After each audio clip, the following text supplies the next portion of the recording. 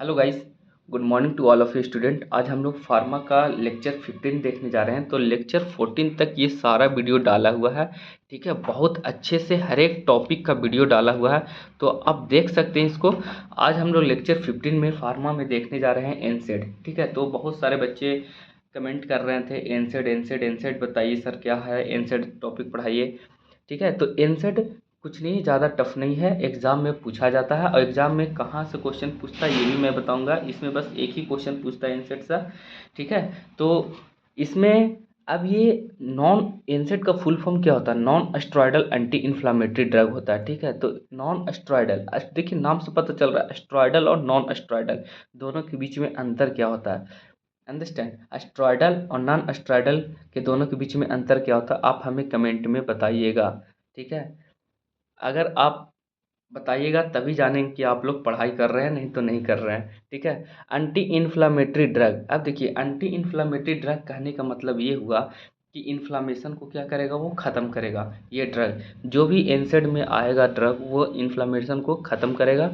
अब देखिए और क्या इसका प्रॉपर्टी है एनसेड का। तो non steroidal anti inflammatory drug are the medicine that are widely use to relieve pain. क्या कर रहा है, पेन को रिलीफ करने में मदद कर रहा है। देखिए पेन को क्या कर रहा है, रिलीफ करने में मदद कर रहा है, रिड्यूस इन्फ्लामेशन, इन्फ्लामेशन को रिड्यूस कर रहा है और ब्रिंग डाउन द टेम्परेचर, ठीक है। टेम्परेचर को क्या कर रहा है, नीचे ला रहा है, मतलब कम कर रहा है। अब देखिए इसका मैकेनिज्म, सब कोई भी टॉपिक आप देखिए, फार्मा का एक नियम है कि अगर कोई भी ड्रग पढ़ रहे हैं या तो टॉपिक पढ़ रहे हैं, वो ड्रग का मोड ऑफ एक्शन सबसे बड़ी चीज़ होता है। मोड ऑफ एक्शन, अगर मोड ऑफ एक्शन आप नहीं पकड़ पाए तो आपको फार्मा बिल्कुल नहीं समझ में आए और एग्जामिनर तो आपको नंबर ही नहीं देगा, ठीक है, जब मोड ऑफ एक्शन आप नहीं लिख पाओगे। इसका जो मैकेनिज्म ऑफ एक्शन है, मोड ऑफ एक्शन है, जब हमारे सेल मेम्ब्रेन, हमारे बॉडी में हमारे सेल में सेल मेम्ब्रेन होते हैं, तो किसी भी तरह का इंजरी होता है या तो फिजियोलॉजिकल डैमेज होता है वहाँ पे दोस्त, ठीक है।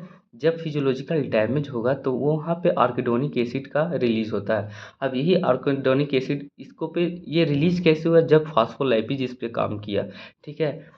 अब देखिए ये आर्किडोनिक एसिड क्या करता है, कॉक्स और लॉक्स में कन्वर्ट होता है इन द प्रेजेंस ऑफ साइक्लोऑक्सीजनेज। इसको अभी हम लोग छोड़ देते हैं, जो एनसेड लिखा हुआ है ना इसको छोड़ देते हैं, अभी इसका काम आगे देखेंगे, ठीक है।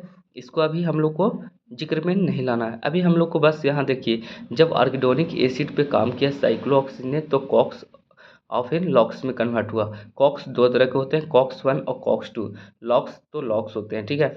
तो इसमें साइक्लोऑक्सीजनेज फर्स्ट और साइक्लोऑक्सीजनेज सेकंड, एंड लॉक्स में लिपोऑक्सीजनेज जिसका फुल फॉर्म होता है, ठीक है, जो लिकोसिट्रीन रिलीज करता है। देखिए अब यहाँ पे जो कॉक्स, सबसे इंपॉर्टेंट मेरा कॉक्स है, कैसे काम करता है। कॉक्स 1 जो होता है ये फॉर्म करता है प्रोस्टाग्लैंडिन एंड थ्रोम्बोक्सिन। अब ये प्रोस्टाग्लैंडिन जैसे रिलीज होता है ना, ये कॉक्स क्या रिलीज कर रहा है, प्रोस्टाग्लैंडिन। जैसे ये प्रोस्टाग्लैंडिन और थ्रोम्बोक्सिन फॉर्म मतलब रिलीज कर रहा है, फॉर्म कर रहा है, तो ये जो प्रोस्टाग्लैंडिन फॉर्म होने के बाद, बनने के बाद क्या होता है ना, रिलीज करता है इन्फ्लामेशन। अब यहाँ पे जैसे ये इन प्रोस्टाग्लैंडिन रिलीज हुआ या तो बना, ये क्या हुआ, किस पे काम किया, इन्फ्लामेशन ऑकर, मतलब वहाँ पे इन्फ्लामेशन होना शुरू हो गया। अब देखो इन्फ्लामेशन क्यों हो रहा है, जब आपको चोट लगा, जब आपको टिश्यू डैमेज हुआ, ये यहाँ पे प्रोसेस हुआ, इसके बाद कॉक्स निकला, उसके बाद इन्फ्लामेशन हो रहा है। अंडरस्टैंड, यहाँ पे फॉर्म प्रोस्टाग्लैंडिन, अब प्रोस्टाग्लैंडिन तो यहाँ पे बना रहा है, ठीक है। कॉक्स 1 क्या कर रहा है, प्रोस्टाग्लैंडिन बना रहा है। यही प्रोस्टाग्लैंडिन का काम क्या है, इन्फ्लामेशन करना, ठीक है, इन्फ्लामेशन ऑकर, ठीक है, इन्फ्लामेशन कॉज करना। तो ये क्या कर रहा है, रिलीज यहाँ पे लिखो या तो फिर यहाँ पे लिखो कॉज। अंडरस्टैंड, कॉज यहाँ पे कॉज सबसे अच्छा रहेगा, मतलब कॉज, कॉज इन्फ्लामेशन, ठीक है। अब ये जब इन्फ्लामेशन कर रहा है तो इन्फ्लामेशन का जो कार्डिनल फीचर होते हैं वो होता है redness, swelling, pain, temperature and loss of function. Understand, तो यहाँ पे ये 4-5 जो अपना कार्डिनल फीचर होता है, तो ये इन्फ्लामेशन का होता है, ठीक है। तो ये याद रखना, तो इन्फ्लामेशन जब भी होगा तो ये चीज़ आपको देखने को जरूर मिलेगा। अब कॉक्स 2 काम क्या करता है, inducible during inflammation by cytokinin and inflammatory mediator. देखिए ये भी क्या करता है ना कि in the presence of PGE2, PGI2 and TXA2, अभी हम इन लोग को बाद में जिक्र करेंगे। इसके मदद से ये क्या करता है, पेन करता है, इन्फ्लामेशन करता है, फीवर करता है, ठीक है। तो आप लोग ये देखिए कॉक्स भी वही काम कर रहा है, कॉक्स 1 और कॉक्स 2 भी वही काम कर रहा है, ठीक है। अब यहाँ पे जो लाइपोऑक्सीजनेज है, ल्यूकोसिट्रीन, ये इन्फ्लामेटरी मीडिएटर, ये जितने हैं ना ये तीनों ये इन्फ्लामेटरी मीडिएटर है, ठीक है। तो ऐसे एग्जाम में लिखना आपको। अब आते हैं प्रोस्टाग्लैंडिन। प्रोस्टाग्लैंडिन जो हम लोग बात कर रहे थे कि जब प्रोस्टाग्लैंडिन रिलीज होता है तो इन्फ्लामेशन कर रहा है, तो इन्फ्लामेशन के अलावा और क्या क्या करता है, तो प्रोस्टाग्लैंडिन डिफरेंट वेराइटी के होते हैं, PGI2, PGF2X, PGE2, PGD2, TXA2, understand. तो ये एग्जाम में लिखना जरूर कि प्रोस्टाग्लैंडिन कितने प्रकार के होते हैं। तो PGI2 का काम होता है वैसोडाइलेशन। वैसोडाइलेशन कहने का मतलब होता है कि एक होता है वैसो कॉन्स्ट्रिक्शन, एक होता है वैसोडाइलेशन। वैसोडाइलेशन मतलब कि वो डायलेट करना, आर्टरी जो होता है वो डायलेट करता है, अंडरस्टैंड। डायलेशन होगा तो वहाँ पे इंक्रीज हो जाता है डायमीटर, और वही वैसो कॉन्स्ट्रिक्शन में क्या होता है कि जो आर्टरी का डायमीटर होता है वो क्या होता है, डिक्रीज हो जाता है।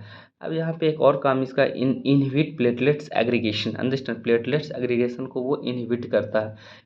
इसी तरह सारा का काम है, देख लेना आप, अंडरस्टैंड, ये लिखना। अब आते हैं क्लासिफिकेशन। क्लासिफिकेशन ऑफ एंसर्ड बहुत इंपॉर्टेंट है।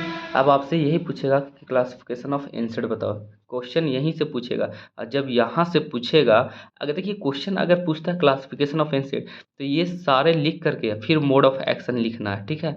ये सारे क्लासिफिकेशन लिख करके उसके बाद मोड ऑफ एक्शन लिखना, उसके बाद ये सब लिखना, थेरेपेटिक एक्शन या फिर adverse effect, understand.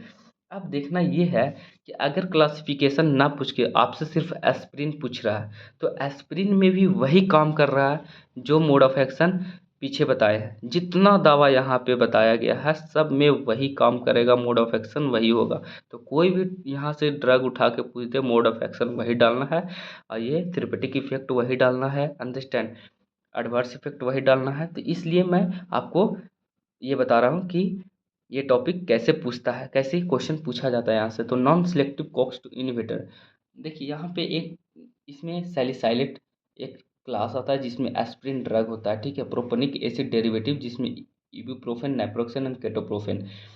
फेनॉमिक acid derivative में फेनॉमिक एसिड इसमें आता है। एसिटिक एसिड डेरिवेटिव में केट्रोलैक, इंडोमेथासिन। इनोलिक एसिड डेरिवेटिव में पिलोक्सिकैम एंड टेनॉक्सिकैम, अंडरस्टैंड।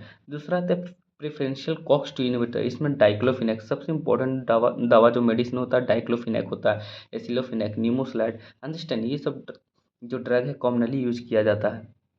देखो एक मैं बात बता रहा हूँ कि आप अगर एनसेट ज़्यादा किसी को प्रिस्क्राइब भी नहीं करना है, एनसेट ज़्यादा लेना भी नहीं चाहिए, एनसेट से बहुत ही हानिकारक होते हैं, ठीक है। कोई भी दवा हानिकारक होता है ज़्यादा मात्रा में अगर आप लेते हैं तो, लेकिन एनसेट से हम लोग का बहुत ही डेंजर साइन होता है अगर ज़्यादा मात्रा में एनसेट ले रहे हैं तो, अंडरस्टैंड।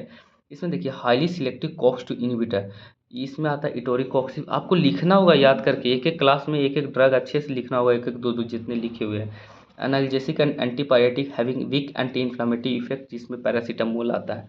अब देखिए pharmacological action of aspirin other NSAID, aspirin का फार्माकोलॉजिकल एक्शन देखते हैं या तो फिर अदर एनसेड, जितना भी एनसेड है यहाँ पे पढ़ेंगे, ये थेरेपेटिक एक्शन ऑफ एनसेड हम बोल सकते हैं। तो aspirin is the prototype drug, aspirin क्या है, प्रोट्राइब ड्रग है। It possesses analgesic and antipyretic and anti inflammatory characteristics, इसके पास क्या क्या होता है, एनाल्जेसिक प्रॉपर्टी होता है, एंटीपायरेटिक दर्द बुखार, अंडरस्टैंड, और सूजन कम करने का इसमें क्षमता होता है। At normal therapeutic level where it has uricosuric impact in the greater concentration, इसके पास एक और जो एस्पिरिन होता है ना उसके पास एक और कैरेक्टरिस्टिक्स होता है जिसमें वो यूरोस्फेरिक इम्पैक्ट देखने को मिलता है, अंडरस्टैंड।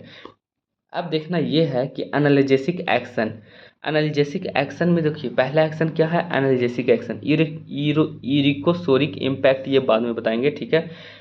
अब देखिए एनाल्जेसिक एक्शन जो है वो देखिए ये क्या काम, मतलब एक एक्शन एनाल्जेसिक है, एक एंटीपायरेटिक है, एक एंटी इन्फ्लामेटरी। तो ये एनाल्जेसिक में क्या होता है कि NSAIDs are mainly used for the relieving muscular skeletal pain, dysmenorrhoea, dysmenorrhoea आप समझ रहे होंगे, understand, and pain associated with the inflammation और द टिश्यू डैमेज, अंडरस्टैंड। तो यहाँ पे ये काम कर रहा है analgesic action. Analgesic effect is mainly due to the peripheral inhibition of prostaglandin production. देखिए प्रोस्टाग्लैंडिन प्रोडक्शन जब रिलीज होता है ना तभी वो काम कर रहा था, इन्फ्लामेशन का साइन आ रहा था ना, तभी तो वो रेडनेस स्वेलिंग आ रहा था। Analgesic, this drug relieve pain without causing sedation, respiratory depress. ये जो एस्पिरिन है, एस्पिरिन जो without causing sedation, respiratory depress, ये मतलब कि पेन को रिलीफ कर देता है। Aspirin produce analgesic at the dosages of, देखिए एस्पिरिन जो एनाल्जेसिक प्रॉपर्टी प्रोड्यूस करता है जब 2 से 3 ग्राम हम देते हैं पर डे में, अंडरस्टैंड। यहीं पे एंटीपायरेटिक एक्शन देखा जाए तो antipyretic effect is mainly due to the inhibition of prostaglandin in the hypothalamus. Understand. देखिए हाइपोथैलेमस एक जगह होता है ब्रेन में, अंडरस्टैंड, वहाँ से क्या होता है टेम्परेचर रेगुलेट होता है, ठीक है। इसलिए लिखा है antipyretic effect is mainly due to the inhibition of prostaglandin in the hypothalamus. The dose of aspirin of antipyretic effect is 2 to 3 gram per day. देखिए इसमें बस यही चीज़ लिखना है, ज़्यादा लिखना नहीं है, जो लिखा हुआ है बस वही लिखना है। एंटी इन्फ्लामेटरी इफेक्ट, ये नहीं कि बस ये लिख के छोड़ दो, ये सारा इस मतलब 2 2 3 3 पॉइंट इसमें के लिखना पड़ेगा अंदर में के अंदर अंदर। समझ में आया? जैसे कि ये लिखें एनाल्जेसिक एक्शन, तो इसमें 2 3 पॉइंट जो है 4 5 पॉइंट, तो इसमें से कम पर 2 3 पॉइंट लिख देना, काम हो जाएगा आपका। इसमें 2 पॉइंट लिखा हुआ लिखना पड़ेगा, ये नहीं कि बस हेडिंग लिख के छोड़ दिया, नहीं। Anti inflammatory effect, anti inflammatory action of the NSAIDs is mainly due to the inhibition of prostaglandin. सब देखो सारा का काम क्या है, इनहिबिशन ऑफ प्रोस्टाग्लैंडिन, प्रोस्टाग्लैंडिन को इनहिबिट कर रहा है, उसके बाद ही काम कर रहा है कुछ, understand. This drug produces only symptomatic action, क्योंकि प्रोस्टाग्लैंडिन जब तक रिलीज हो रहा है तब तो वो रेडनेस इन्फ्लामेशन को साइन कर रहा है ना, तो हम प्रोस्टाग्लैंडिन को ही इनहिबिट कर देंगे, बंद कर देंगे। अब देखिए हम यहाँ पे क्यों एनसेड लिखे थे, जब हम यहाँ पे एनसेड दे करके हम यहीं पे डायरेक्ट ख़त्म कर दे रहे हैं, पूरा प्रोसेस ही बंद कर दे रहे हैं ये सब, ठीक है। जब प्रोसेस बंद होगा तो क्या होगा, इन्फ्लामेशन ही नहीं होगा, जब इन्फ्लामेशन होगा तो हमें पेन नहीं होगा, तो हम एनसेड देते हैं तो यहीं पे डायरेक्ट एनसेड आकर के काम करता है, ठीक है। जो यहाँ पे आर्किडोनिक एसिड से कॉक्स बनाने में मदद कर रहा था वही ख़त्म कर दे रहा है ये एनसेड, तो इसलिए इनहिबिशन की बात कर रहा है हर एक बात में, ठीक है, हर एक प्रॉपर्टी में। अब देखिए अब आते हैं एंटी प्लेटलेट्स इफेक्ट। तो एंटी प्लेटलेट्स में एस्पिरिन अगर लो डोज में देते हैं 50 से 325 mg पर डे में, irreversibly inhibit the platelets TKA2 synthesis and produce the anti platelets effect, ठीक है। अगर वही हाई डोज में देते हैं तो 2 to 3 ग्राम देना पड़ेगा, inhibit the both PGI2 and TXA2 synthesis, understand, hence anti platelets effected is lost. जब हाई डोज में देते हैं तो एंटी प्लेटलेट इफेक्ट्स लॉस्ट हो जाता है, वही लो डोज में देते हैं तो एंटी प्लेटलेट्स प्रोड्यूस करता है, ठीक है। अब ये एक और काम करता है, acid base electrolyte balance, understand. फिर जीआईटी पे ये काम करता है, सीबीएस पे यूरेट एक्सक्रेशन, मतलब कि यूरिक जो यूरेट एक्सक्रेशन मतलब कि जो भी कंसंट्रेशन है अपना, ठीक है, यूरिक एसिड का, वो बाहर निकालने में मदद करता है। अब इसका एडवर्स इफेक्ट देखते हैं, तो एडवर्स इफेक्ट तो कॉमन होता है, nausea, vomiting, dyspnoea, epigastric ulceration, understand, hyperpyrexia, haemolytic anaemia, allergic reaction.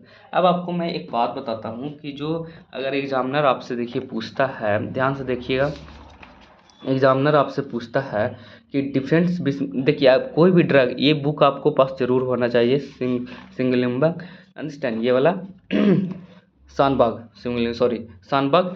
तो ये जो आपके पास बुक होना चाहिए, इसमें जो ये जो टॉपिक दे रखा है ना, इबुप्रोफेन, तो इबुप्रोफेन के बारे में बताया हुआ है, नॉलेज के लिए आपको पढ़ना है, ठीक है। ये एग्जाम में लिखना नहीं है, ये सब नॉलेज के लिए पढ़ना।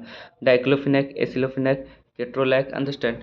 अब इसमें एक और चीज़ दिखाया गया है, पैरासीटामोल, तो पैरासीटामोल के बारे में पढ़ लेना थोड़ा, ठीक है।